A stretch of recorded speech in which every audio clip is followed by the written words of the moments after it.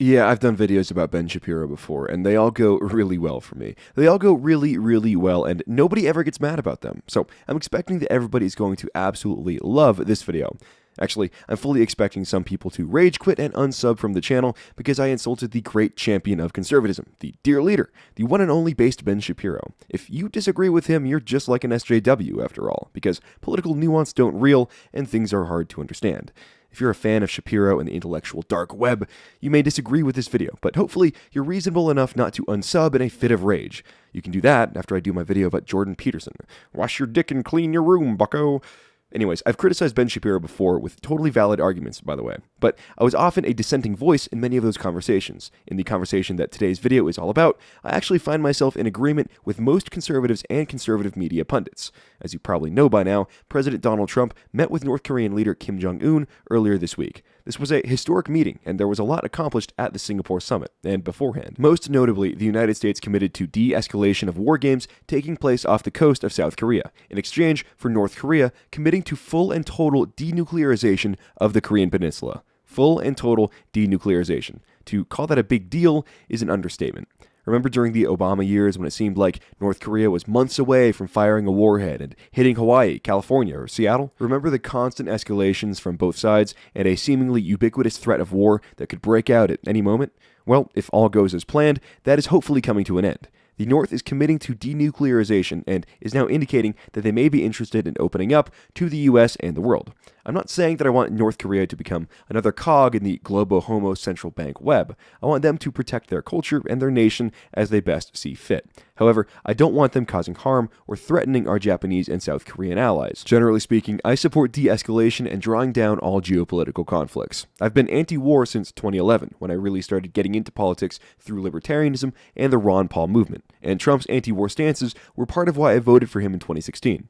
I think we can all agree that under Hillary Clinton or Jeb Bush, who share, by the way, the same opinions on foreign policy, we would be a lot more likely to be exchanging missiles, not diplomatic cables, with the North Koreans. Let's review exactly what has been accomplished by Trump's summit with Kim Jong Un so far. Beginning in late May, after Trump canceled the first iteration of the summit, North Korea responded by destroying several nuclear test sites in order to demonstrate they were serious about wanting the meeting. I know it's a meme at this point, but that is the art of the deal in action right there. Before the summit even began, Trump was already getting positive results. And even before that, also during the summit negotiation process, 3 American hostages were released by the North Koreans. These are concrete, substantive victories for Donald Trump, but also for the US as a country.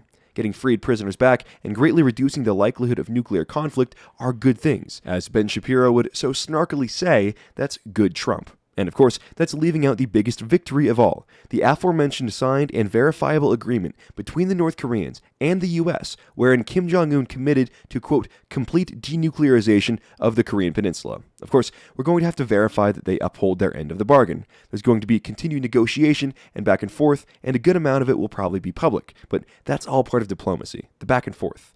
At this stage, let's review. We have our hostages back, the destruction of several North Korean test sites, and a commitment from North Korea to end their nuclear proliferation efforts. But all of that isn't good enough for Ben Shapiro. Conservative vanguard, a true thought leader, the star of thousands of totally wrecked with facts and logic feminist SJW Ben Shapiro ownage logic reason debate argument destroyed with throbbing logic cock own thug life compilation November 2017 ownage logic beat down SJW videos. Nope. Ben is less than impressed, you see. In fact, Ben Shapiro is pretty upset. Quoting his Twitter, quote, imagine that Kim is Hitler here and try not to let your stomach churn at the triumphal music playing beneath these images, because Kim is Hitlerian. Frankly, the anti-Semitism in this tweet is disturbing. We all know that Hitler did the Holocaust, where he personally ovened 6 billion Jews for no reason. Kim hasn't done anything like that, and for Shapiro to compare the two diminishes the importance and the suffering that the 6 billion Jewish victims suffered at the hands of the Nazis. This comparison isn't even that scary, actually. If there was some sort of modern Hitler figure, which Kim definitely isn't, would Ben not want the American president to negotiate an end to whatever threat they pose to world peace? For example, if the Nazis were threatening to attack the US, which they never did, in fact, Hitler wrote multiple times to the American people expressing his desire for peace, but if the Nazis were threatening to attack the US, wouldn't we want the American president to negotiate an end to hostilities? Wouldn't we want, in that case, the destruction of Nazi rocket test sites and the freeing of American prisoners of war? Of course we would. That's how diplomacy on the international stage works. You reach mutually beneficial, peaceful solutions to problems that are amicable to all parties involved. You reach those peaceful solutions because violent solutions benefit no one.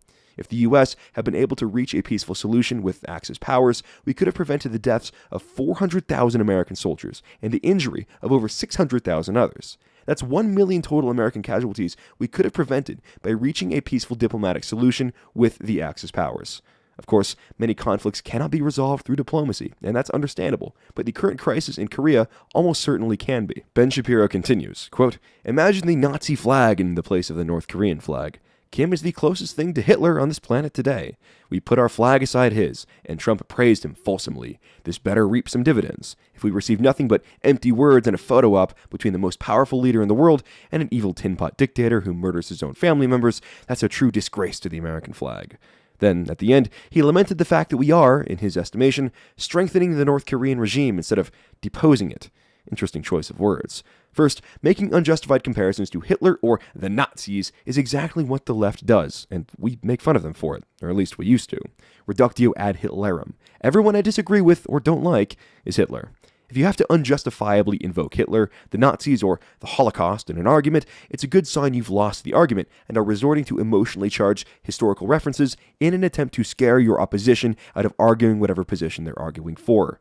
When your arguments have all failed, invoke Hitler, the Nazis, and the Holocaust. Next, we've already reaped the benefits from this summit. See previous examples: freeing of hostages, destruction of test sites, etc. And this isn't the first time the US flag has appeared next to the flag of a communist nation. Are we going to pretend that the Soviet summit in 1990 didn't happen, wherein an American flag was flown next to a Soviet one? Or perhaps this photo of Reagan and Gorbachev in 1985. Reagan is a conservative, right, Ben Shapiro? Oh, and by the way, approximately 25 million civilians died under Soviet rule, way more than the 6 million that Shapiro is invoking in his tweets about Hitler. The Soviets were objectively worse than the Nazis and the North Koreans. Why is Shapiro tactically upset about the location of an American flag when it's Trump negotiating peace in the present day? But he's not upset about Reagan and Bush, neoconservative heroes, doing the same thing. Well, if you recall, Ben Shapiro has never been a Trump supporter. In fact, Shapiro has opposed Trump from the beginning. His website, The Daily Wire, was actually founded with money provided by Ted Cruz mega donors, the Wilkes brothers. Millions and millions of dollars to Ted Cruz. But, of course, Ben Shapiro didn't like to talk about this fact very much during the primaries. The fact that the people who funded his website were also major donors for an opposition candidate to the presumptive Republican nominee. I'm sure that fact had no bearing on how Shapiro covered the primaries for Ted Cruz. In fact, Shapiro was one of the loudest voices in the hashtag #NeverTrump movement, which sought to have Hillary Clinton elected president of the United States. Ben Shapiro is a neoconservative on foreign policy. He supports the pro-war, pro-intervention, Zionist wing of the Republican Party. In early 2017, Shapiro complained about the Trump administration's decision not to pursue regime change in Syria. Bashar al-Assad, the legitimate and sovereign ruler in Syria, was a target of the Barack Obama and Hillary Clinton global foreign policy team.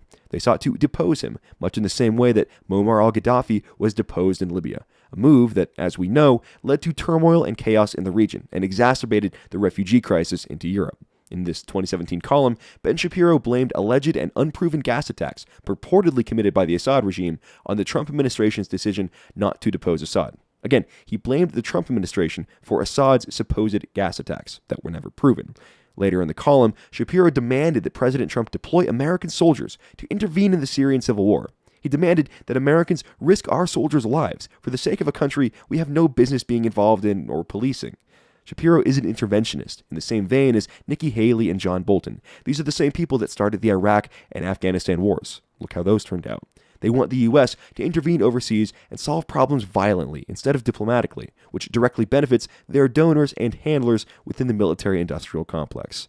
Ben Shapiro is an adamant defender of the state of Israel, and that's fine. He has good reason to be, but we have to keep that in mind when he comments on American politics and foreign policy. Whether it's Syria, Iran, or North Korea, Ben Shapiro consistently denigrates diplomacy and laments the fact that Trump isn't negotiating through the end of a Predator missile. It's important to remember, of course, that Ben Shapiro is eligible for Israeli citizenship, if he doesn't have it already.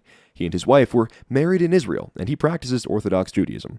As the saying goes, a man cannot serve two masters, and you have to wonder, when Shapiro offers his geopolitical analysis, is he recommending what's best for America or what's best for Israel?